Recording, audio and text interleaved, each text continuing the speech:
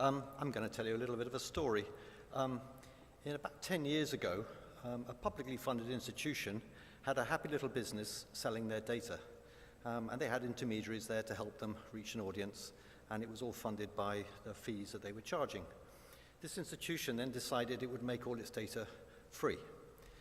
So the institution suddenly hadn't got a role anymore, but of course all the users were terribly happy and clapping because they no longer had to pay to get access to this data. Roll forward a couple of years. I was at a meeting, in fact the American Library Association meeting in America, and I went to a packed room of librarians who were discussing access to public data. And one of the librarians stood up and referred to this institution and said, well, of course, from them you get what you pay for. Nothing. And I think that's worth reflecting on. She went on to say, I recommend that no one actually goes near this service because it'll cost you more in time and effort and to go and seek data elsewhere. So let's think about this for a minute. The content is free, but the content is actually useless. But more than that, the librarian was super frustrated because she had no levers with which to improve the service, and nor had the readers, because the only lever that they used to have, which was paying for it, has gone. And basically all they can do is they might try and shame the institution by tweeting about it, but otherwise they basically have no levers with which to actually improve the service for the users. Now this publicly funded institution is actually quite well funded, and clearly within their institution they had no pressure on themselves to improve the service, because today that service is still really rather poor. So just the fact that it's well known in the industry that their service is poor hasn't changed anything very much. The service remains poor. So what am I arguing? Am I arguing that we should go back to charging for the content? Am I arguing against OA? No, absolutely not. It's a publicly funded content. It should be free to anybody who wishes to use it. So how are we going to square the circle? How are we going to get the reader and the intermediaries, like librarians, back in the game? How are we going to get them empowered so they can put pressure back on the publicly funded institutions to actually put out a decent service? And this is where I think freemium comes in. I also work for a publicly funded institution, and all our content is free, except that the institution I work for provides not a single euro towards the cost of the publishing operation. We have to find all the costs ourselves through selling services around the content. And that's where the freemium model comes in. Now, freemium is actually more clever than you think it might be. Freemium obviously works on the basis where you have a very large free audience. And it's paid for by having a very small premium audience. Now, necessarily, the premium audience is going to be smaller than the freemium audience.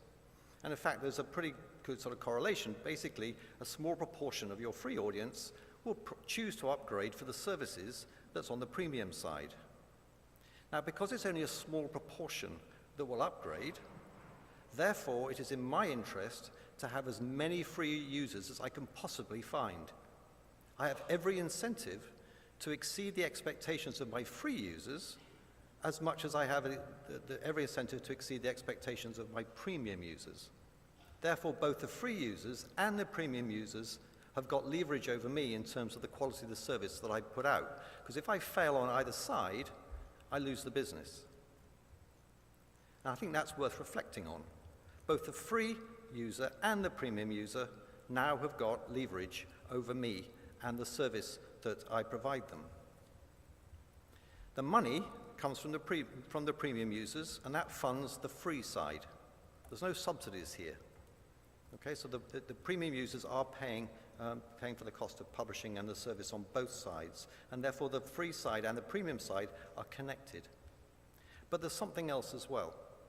If you put your content out for free, you have no idea who's using it. In a day when we're talking about impact and the funders wish to know who is using the content, they want to know the impact. I would argue that most of the open access content that's out there, there is no metrics, no reliable metrics on actually who is downloading it and how often it's been downloading and whether or not it's having any impact. With freemium, I absolutely need to know. I need to have very detailed metrics on both the free and the premium side, or else I won't be able to, won't know where to put the paywall between the free and the premium side. I won't know which services to use, but also I get all the intelligence about particularly the premium users, but also the free users, because you want to drag the free users through a path to bring them up towards being premium users. I need to know everything about my users, both free and premium, if I'm to have a successful business. And if I'm doing that, I can then build impact reports back to the funders. So the funders benefit from freemium as well. Guess what? Intermediaries are back in the game. I need to reach a global audience. I can't do that from Paris, so I use intermediaries all around the world. They have an incentive to help me succeed in finding premium users because they get a cut of the business, just like in the old subscription business. How many intermediaries in this room would like to help the institution, the public institution I was referring to earlier? Would anybody like to put their money on the table and have them improve their business? I don't see any hands. Who would like to help me with my business? Thank you. Thank you, Toby.